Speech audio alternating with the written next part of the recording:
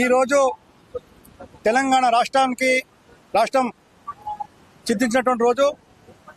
1500 మంది ఆత్మ బలిదానాలతో ఏర్పరచుకున్నటువంటి తెలంగాణ రాష్ట్రం ఇప్పటికి కూడా విద్యార్థుల ఆత్మహత్యలతో, రైతుల ఆత్మహత్యలతో, కార్మిక కర్షక ఆత్మహత్యలతో తెలంగాణ రాష్ట్రం ముందుందనేటువంటి ఒక విషయంలో మనందరం కూడా గుర్తు చేసుకోవాల్సిన అవసరం ఉంది.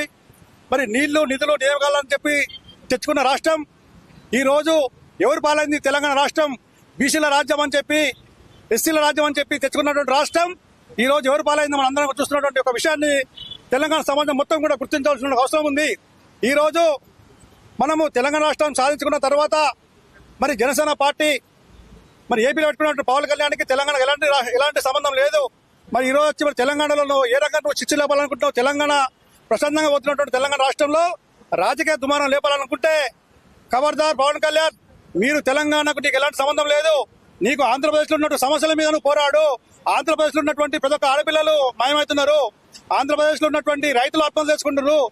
ఆంధ్రప్రదేశ్లో ఉన్నటువంటి నీళ్లు నిధులు నియామకాలు లేక చాలా మంది కొట్టుమిట్టాడుతున్నారు. వాళ్ళ గురించి ఆలోచించి నువ్వు నీ ఆంధ్రప్రదేశ్లో ఉన్నటువంటి సమస్యలు తీరిన తర్వాత తెలంగాణ గురించి ఆలోచించి, కానీ నీ ఆంధ్రప్రదేశ్లో ఉన్నటువంటి సమస్యలు మొత్తం అట్లే పెట్టుకుని నువ్వు తెలంగాణ రాష్ట్రానికి వచ్చి సాధించేదేం లేదు. పవన్ కళ్యాణ్ ఇప్పటికన్నా మించిపోయింది లేదు. మీరు చేస్తున్నటువంటి యొక్క సభను వెంటనే రద్దు చేసుకొని తెలంగాణ ప్రజల పక్షాన నిలబడేటువంటి పరంగా మీరు ముందుకుంటాండి తప్ప తెలంగాణలో ఏదో వచ్చి చూస్తామని చెప్తే ఎవరు కూడా తెలంగాణలో ఉన్నటువంటి ప్రతి ఒక్క విద్యార్థి కూడా ఇది ఉద్యమాల పురిటిగట్ట తెలంగాణ రాష్ట్రం. ఈ తెలంగాణ రాష్ట్రంలో మళ్ళీ కొత్తగా ఏదో తీసుకొచ్చి ఇప్పుడు మనం కొట్లాడితే ఆంధ్ర తెలంగాణ కోసం కొట్లాడినటువంటి విషయాన్ని మనం గుర్తించుకోవాల్సిన అవసరం ఉంది. మళ్ళీ వచ్చి మీ ఆంధ్రలో ఇక్కడ పెత్తనం చేస్తా అంటే ఇక్కడ తెలంగాణలో చూస్తూ ఊరుకోవడానికి ఎవరు లేరు. ఖబర్దార్, వెంటనే మీరు ఈ యొక్క చేస్తున్న సభను వెంటనే రద్దు చేసుకొని 100% దమ్ము ఉంది. ఆ దమ్ము మీద చూస్తా అనుకుంటే ఖచ్చితంగా చూపించేట్టుగా శివసేన పార్టీ ముందుంటాయని చెప్పి ఈ రోజు ఈ తెలంగాణ అమరవీరుల దినాంగ సందర్భం మేము చెప్తున్నాం. కొండగట్టుకు ఇదే పవన్ కళ్యాణ్ 35 కోట్ల రూపాయలు తీసుకొని వస్తే రెడ్ కార్పెట్ వేసి ఆయన ఆలయంలోకి తీసుకోపోయారు. ఇదే తెలంగాణకు ఇప్పుడు సభ పెడతా అంటే మీరు అడ్డుకుంటున్నారు. ఎట్లా చూడొచ్చు సార్? ఇది భక్తిభావంతో వస్తే తెలంగాణ రాష్ట్రం ఖచ్చితంగా ఎవరికైనా రెడ్ కార్పెట్ వస్తుంది, గ్రీన్ కార్పెట్ వస్తుంది. కానీ అదే రాజకీయంగా వస్తా అని చెప్తే చూస్తూ ఊకోడానికి తెలంగాణ సమాజం సుముఖంగా లేదని చెప్పి ఈ రోజు మేము చెప్పదలుచుకున్నాం. మీటింగే కదా వాళ్ళు పెట్టుకుంటాను. మీటింగ్ అయినా కానీ మీటింగ్ కరెక్ట్. మీటింగ్ ఒక మెట్టుతో స్టార్ట్ అవుతుంది కానీ మనం 100 మెట్టెక్కాలంటే ఫస్ట్ ఒక మెట్టుతో స్టార్ట్ అవుతుంది. ఆ సభ ఎందుకోసం నువ్వు చేద్దాం అనుకుంటావు? అదే సభ ఏపీలో పెట్టుకోండి. మీరు తెలంగాణ ఎందుకు పెట్టాలనుకుంటే మీరు అవసరం లేదు కదా. ఏపీలో పెట్టుకోండి, మీరు అదట్లే కదా. మరి ఇక్కడ ఎందుకు తెలంగాణకి? రేవంత్ రెడ్డి అండదండలు కూడా పుష్కలంగా ఉన్నాయని రేవంత్ రెడ్డి అండదండలు ఉన్నాయి, బీజేపీ అండదండలతో చేద్దాం అనుకుంటే తెలంగాణ సమాజం 1500 ఆత్మ బలిదానాలకు సమాధానం చెప్పాల్సిన అవసరం ఉంటది. ఈ తెలంగాణ రాష్ట్రంలో నిరుద్యోగులు ఉన్నారు, రాజకీయ నిరుద్యోగులు ఉన్నారు ఈ రోజు తెలంగాణ రాష్ట్రంలో. మరి నువ్వు వచ్చి ఏదో చేద్దాం అనుకుంటే అది పద్ధతి కాదు. పవన్ కళ్యాణ్ గారు, మేము మీకు మంచిదానంగా చెప్తున్నాము. మీరు ఒక సభ గిట్ల పెట్టాలని చెప్తే మీ సభను ఏ రకంగా అడ్డుకోవాలో మాకు తెలుసు. మేము చూపిస్తాం. తెలంగాణలో ఎట్లాంటి డెవలప్మెంట్ లేదు, మేము పవన్ కళ్యాణ్ వచ్చి డెవలప్ చేస్తాం ఈ రోజు అన్నట్టుగా మాట్లాడుతున్నారు. తెలంగాణలో పవన్ కళ్యాణ్ చేయవలసినటువంటి డెవలప్మెంట్ ఏం లేదండి. తెలంగాణలో ఉన్నటువంటి సామాజికులకు చాలా ఇక్కడ నుంచి ఎంతో మంది మేధావులు అయినరు, ఇక్కడ నుంచి ప్రధానమంత్రులు అయినరు. ఇందిరాగాంధీ కూడా ఇక్కడ తెలంగాణ నుంచి మెదక్ నుంచి ఎంపీ పోటీ చేసి ప్రధానమంత్రి అయినటువంటి గడ్డ ఉంది. పివి నరసింహారావు ప్రధానమంత్రి అయిండు.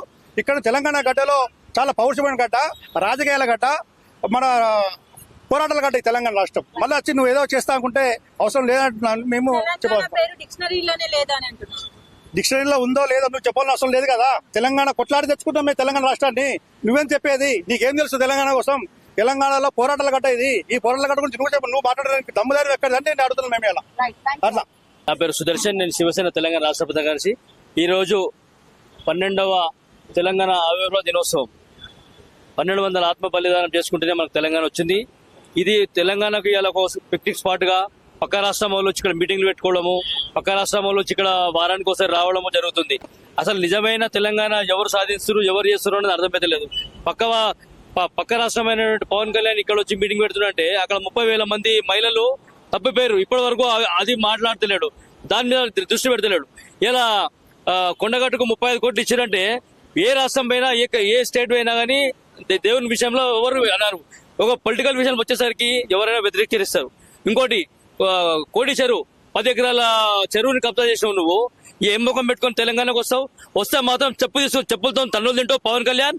ఇది ఖబర్దార్, తెలంగాణకు వస్తే నువ్వు ఒక విజిట్ గా రా అంతే తప్పించి ఇలా అది సాధిస్తా ఇది సాధిస్తా అంటే ఎవరు ఊరుకోని ప్రసక్తి లేదు. పవన్ కళ్యాణ్ అంటే మేము గౌరవిస్తాము, అభిమానిస్తాము వ్యక్తిగతంగా. కానీ పొలిటికల్ కి వచ్చేసరికి ఎవరు కూడా శ్రమించరు. ఎందుకంటే 1200 మంది ఆత్మ బలిదానంతోనే తెలంగాణ వచ్చింది. వచ్చిన తెలంగాణను ఎవరు కూడా సరిగ్గా ఇంకా సెట్ కాలేదు. అయినా మీరు వచ్చి వారానికి ఒకసారి వచ్చి ఈడ తమాషాలు చేస్తా అంటే కుదరదు. ఏదేమైనా సరే ఈడ ఎట్టి పద్ధతి సభ జరగనివ్వమని శివసేన పార్టీ పరంగా డిమాండ్ చేస్తుంది.